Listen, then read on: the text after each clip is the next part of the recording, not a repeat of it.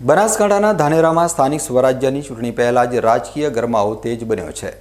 જિલ્લા પંચાયતની વાલેર બેઠક ઉપર કોંગ્રેસ દ્વારા આયાતી ઉમેદવાર ઉતારવાની હિલચાલના પગલે દલિત સમાજમાં ભારે રોષ જોવા મળી રહ્યો છે। બનાસકાંઠા જિલ્લાના ધાનેરા તાલુકામાં સ્થાનિક સ્વરાજ્યની ચૂંટણીના પડઘમ વાગી રહ્યા છે, પરંતુ ઉમેદવારોના નામ નક્કી થાય તે પહેલા જ વિરોધનો વંટોળ શરૂ થઈ ગયો છે। ધાનેરા તાલુકા હસ્તકની જિલ્લા પંચાયતની 5 બેઠકો પૈકી વાલેર બેઠક દલિત સમાજ માટે અનામત રાખવામાં આવી છે।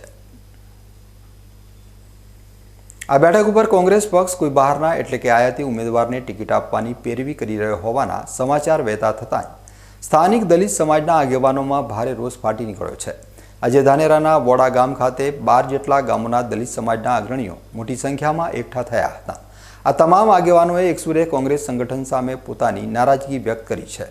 દલિત સમાજનું સ્પષ્ટપણે માનવું છે કે જ્યારે ધાનેરા તાલુકાની અંદર જ ભણેલા ગણેલા અને પક્ષને વફાદાર એવા સક્ષમ સ્થાનિક ઉમેદવારો ઉપલબ્ધ છે, તો પછી પક્ષ શા માટે બહારના ઉમેદવારને લાદવાનો પ્રયાસ કરી રહ્યો છે?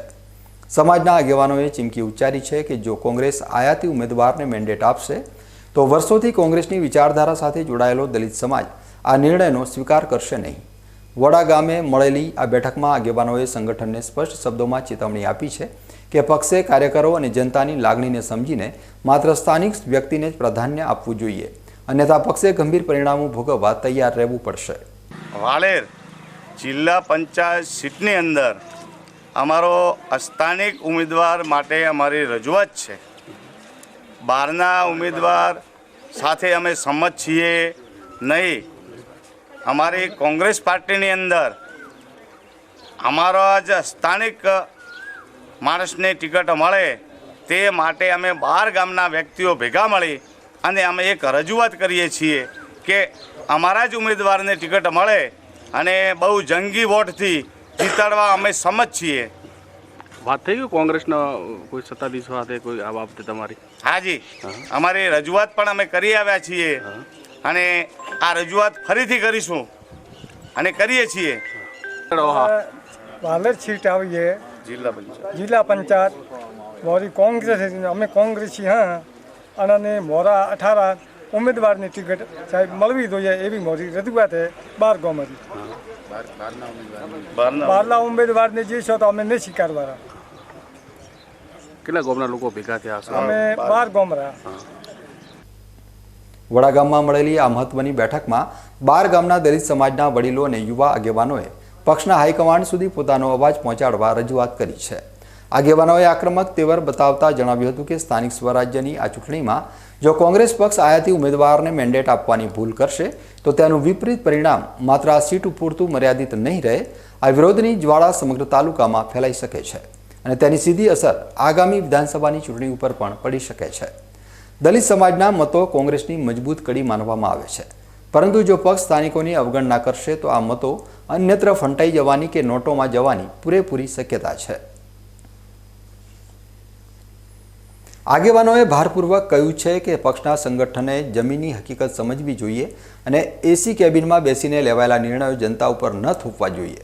જો પક્ષ પોતાની જીત નિશ્ચિત કરવા માંગતો હોય તો કાર્યકરોમાં લોકપ્રિય હોય તેવા સ્થાનિક ચહેરાને જ મેદાનમાં ઉતારવો અનિવાર્ય છે।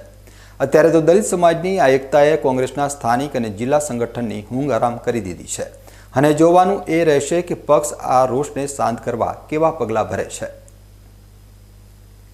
વાલેર સીટ ઉપર અનામત આવેલી છે એટલા માટે અમારે બહારના વ્યક્તિની વાત ચાલે છે કોંગ્રેસની અંદર, પણ અમે બહારના વ્યક્તિને સ્વીકારીશું નહીં। અહીંયા વાલેર સીટ ઉપર અમારા સમાજના બધા માણસો આજે 12 ગામના માણસો ભેગા થયા છે, પણ અમારું કહેવું એવું છે, અમે જિગ્નેશભાઈને પણ રજૂઆત કરી હતી કે ભાઈ બહારનો યાતી માણસ ચાલશે નહીં, એનું ચાલશે। કોંગ્રેસને જીતવું હોય તો 2027માં પણ કોંગ્રેસને જીતવું હશે ને તો અહીંની સમાજની જરૂર પડશે।